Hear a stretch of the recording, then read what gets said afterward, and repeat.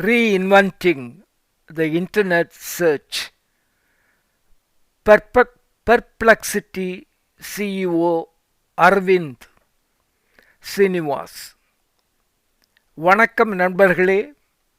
நாம் ஏதாவது ஒரு விஷயத்தை இன்டர்நெட்டில் தேடும்போது அது சம்பந்தமாக பல லிங்குகள் நமக்கு கிடைக்கும். ஆனால் நேரடியான பதிலை பார்த்திட இயலாது. அந்த பிரச்சனையை தீர்க்க முயற்சிக்கும் ஒரு இளம் இந்திய விஞ்ஞானி இன்று உலகத்தின் கவனத்தை ஈர்த்துள்ளார். அவரது பெயர் அரவிந்த் ஸ்ரீனிவாஸ். இவர் 1994 வருடம் ஜூன் மாதம் 7ஆம் தேதி இந்தியாவின் சென்னை மாநகரில் பிறந்தார். 31 வயது ஆகும் அரவிந்த் ஆர்டிஃபிஷியல் இன்டெலிஜென்ஸ் உலகின் யங் ரெப்ரசன்டேட்டிவ் ஆக திகழ்கிறார். சிறு வயதிலிருந்தே இவருக்கு கணிதம் மற்றும் கம்ப்யூட்டர் சயின்ஸ் பாடங்களின் மேல் அலாதி பிரியம்.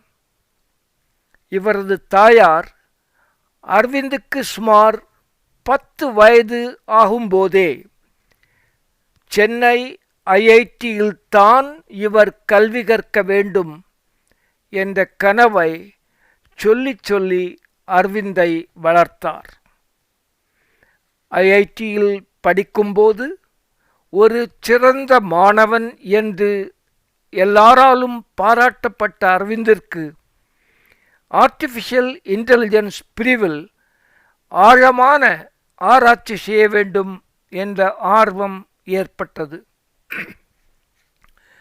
ஐஐடியில் பட்டப்படிப்பை செவ்வனே முடித்துக்கொண்ட அரவிந்த் மேற்படிப்பிற்காக அமெரிக்காவின் யுனிவர்சிட்டி ஆஃப் கலிஃபோர்னியா பெர்க்லியில் ஆர்டிஃபிஷியல் இன்டெலிஜென்ஸ் மற்றும் மெஷின் லேர்னிங் துறையில் சேர்ந்து படித்து PhD டாக்டர் பட்டம் பெற்றார்.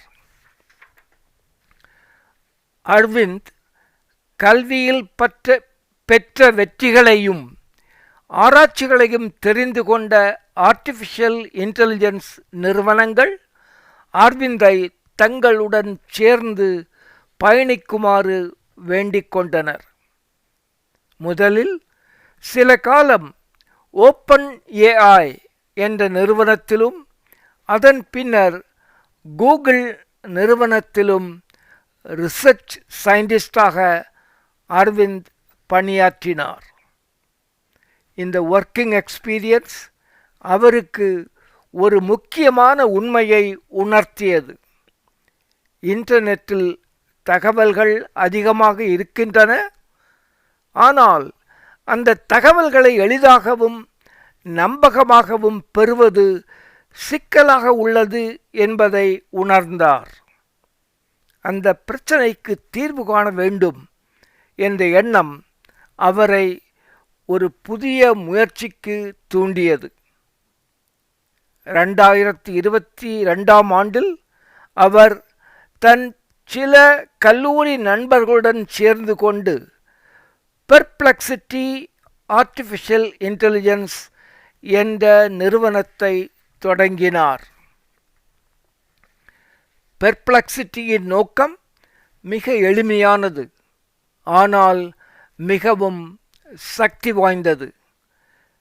இன்டர்நெட்டில் தேடும்போது 10 லிங்குகளை காட்டாமல் ஒரே நேரத்தில் ஒரு தெளிவான பதிலை வழங்குகிறது. அதாவது இது ஒரு artificial intelligence powered search engine. விடை தேடுகின்றவர் ஒரு கேள்வியை கேட்கும்போது பெர்ப்ளெக்சிட்டி இன்டர்நெட்டில் உள்ள பல்வேறு ஆதாரங்களை ஆய்வு செய்து ஒரு தெளிவான பதிலை வழங்கிவிடும்.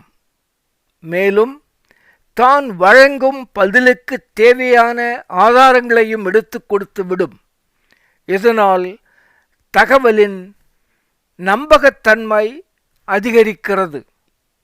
இது பாரம்பரிய தேடல், அதாவது ட்ரெடிஷ்னல் சர்ச்சிலிருந்து மாறுபட்டதாக இருக்கிறது. இன்று உலகம் முழுவதும் கோடிக்கணக்கான மக்கள் பெர்ப்ளெக்சிட்டியை பயன்படுத்த தொடங்கியுள்ளனர். ஏஐ தொழில்நுட்பம் வளர்ந்து வரும் இந்த காலத்தில் அவர் பேட்டர்ன் ஆஃப் சர்ச், நமது தேடல் முறையும் மாறுபட்டு ஒரு தெளிவை எட்டியிருக்கிறது. ஒரு காலத்தில் ஏதாவது ஒரு விஷயத்தை தேடும்போது பல லிங்குகளை நாம் பெற்றுக்கொண்டோம். இப்போது நாம் நேரடியான, சரியான, தகுதியான பதில்களை பெர்ப்ளெக்சிட்டியின் உதவியால் பெறத் தொடங்கியுள்ளோம். இந்த மாற்றத்தின் மையத்தில் இருக்கும் தொழில்நுட்ப வல்லுனர் அரவிந்த் ஸ்ரீனிவாஸ் தான் என்று எல்லாராலும் அவர் போற்றப்படுகிறார். இவரது நெட்வொர்க், அதாவது செல்வத்தின் இன்றைய மதிப்பு $2.5 பில்லியன், இந்திய மதிப்பில் 21,150 crores. அரவிந்தின் கதை நமக்கு ஒரு முக்கியமான விஷயத்தை நினைவூட்டுகிறது. பெரிய மாற்றங்கள் எப்போதும் ஒரு பெரிய கேள்வியிலிருந்துதான் தொடங்குகின்றன என்பதுதான் அந்த விஷயம். இந்த பிரச்சனைக்கு இன்னும் சிறப்பான தீர்வு காண முடியாதா?